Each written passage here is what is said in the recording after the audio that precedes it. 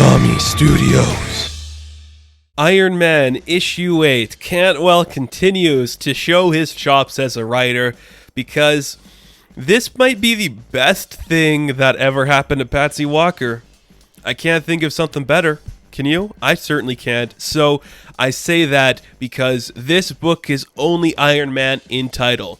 Tony Stark does not even appear in this book once. This entire story is dedicated to the emotional trauma, the ramifications of everything that Marvel history has done to Patsy Walker, and we're giving her closure. It's awesome. You know, it's like it's a little too late for the character to get that closure, but we're doing it. We're actually giving her that moment, and it's a really good thing to see. It makes me so happy that we're doing this. So Cafu is not the artist on this book either. It is Angel Unzuita. I think that's how you'd say that name. I'm not too familiar with their work, but cool stuff. Very good book. It feels like they're trying to go for a Cafu feel with the art style, but it's still great. I still really like it. It's very fun stuff. So, we are in space. Korvac is killing our boys and girls. We got Ben Reilly and Misty Knights on the guns. Rhodey and Halcyon are trying to escape, but it's not working. They need to evade quickly, and they're figuring out how to do that. I love it. Everyone's freaking out after Halcyon makes a sharp left turn, but then Frogman's just like, I was very excited to go to outer space, but now I don't like it. I'm like, okay, thanks for doing nothing, buddy. Just existing and having fun. So they do evade a little bit. Gargoyle's trying to get Patsy out of the trance because she was inside the mind of Tony and Korvac, and he's trying to get her to come back, but it's not really working. So she's kind of lost in her own mind. So of course she's going to need a spirit guide, and who better than one of the best characters Marvel never uses, Moondragon. So she appears, and she's like, okay, first off, guys, I know she's in Guardians of the Galaxy, so don't say that she's not being used by Marvel. She's underused by Marvel. So Moondragon's back. She's like, Patsy, I see you're in your mind here. You're not really sure what to do.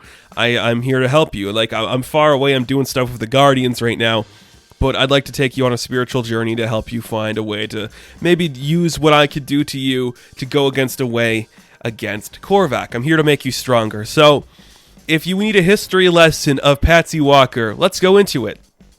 Let's go back to her old high school, Centerville High School.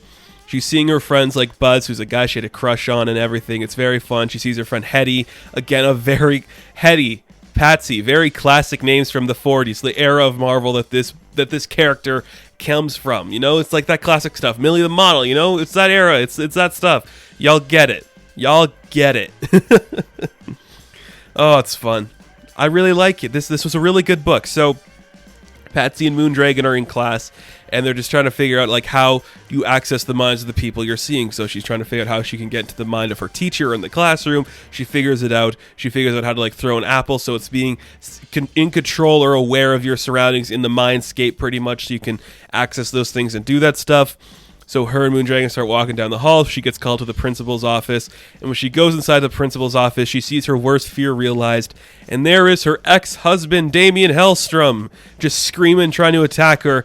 And this is where she has her psychotic breakdown that we see earlier on. And I like the way they handled this. So the idea is seeing Damian in the dream alerts her psychotic break. But what the actual history is, she just has a psychotic break. It could be from Damian. We don't really know what happened in the actual timeline. So we see that her mother is kind of just by her bedside, but she's turning her adventures and her life, being trapped in hell and everything, into a fun little comic strip right out of the Golden Age. And it's oh, that's dark. And Hetty's like, can I be the best friend to Miss Walker? Yeah, of course you can.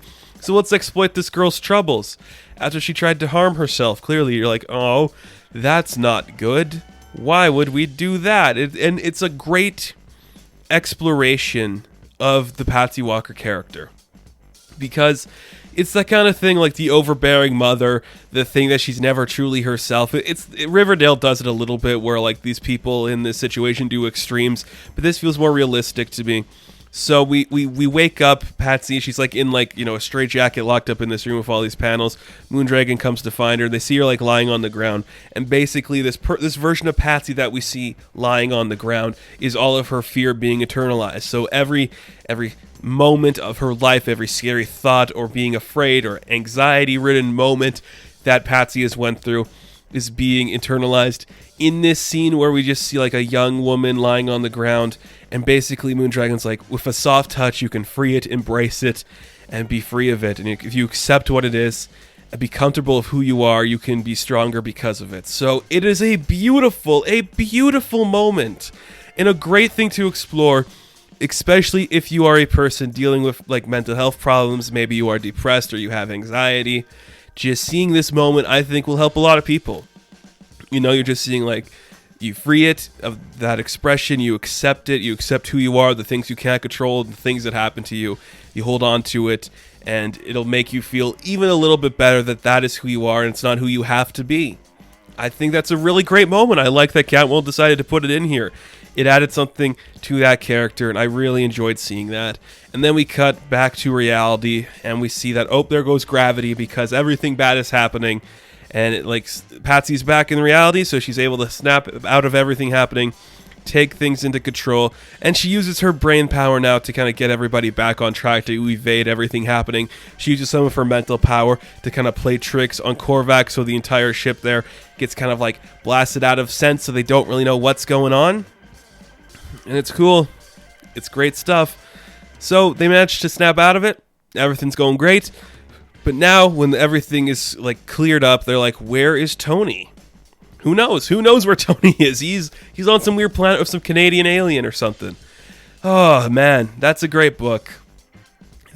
I can't with Cantwell.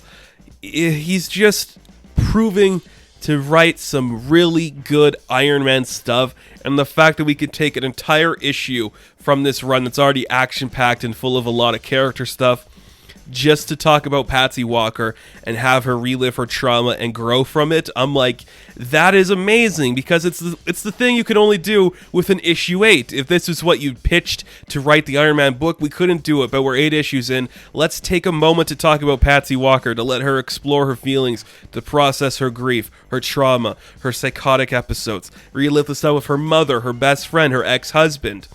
It's really, really powerful. It's so cool. It's such a good scene. And I would argue, I can't think of a better story ever done with the Patsy Walker character. And if we ever get one, I'll be surprised. But Cantwell clearly knew what to do with this character. And the artwork is doing a great job of exploring those themes too. It shows some very intense moments for Patsy that I really enjoyed seeing. And it added something to this character that I knew a lot of people are going to enjoy. And I just think this book is going to surprise you. If you want to read this because you're an Iron Man fan, Iron Man's not in it. But if you want to read it to see a good exploration of dealing with your grief, that is what you're going to get. And that is what you are going to read about and explore in a very mature way that makes sense for an Iron Man comic book. It really works for an Iron Man comic book, this exploration of dealing with your trauma. I think it's fantastic. It's so good, and it makes Patsy Walker a great character. So, Iron Man issue number 8, I am going to give a 10 out of 10. You continue to impress me with this Iron Man book, man. So good. So, thank you guys for watching this review. Be sure to like and subscribe to the channel. As always, you can check me out on Instagram, Patreon, Twitter, all that good stuff, and I will catch you in the next one. Have fun, stay safe, good luck.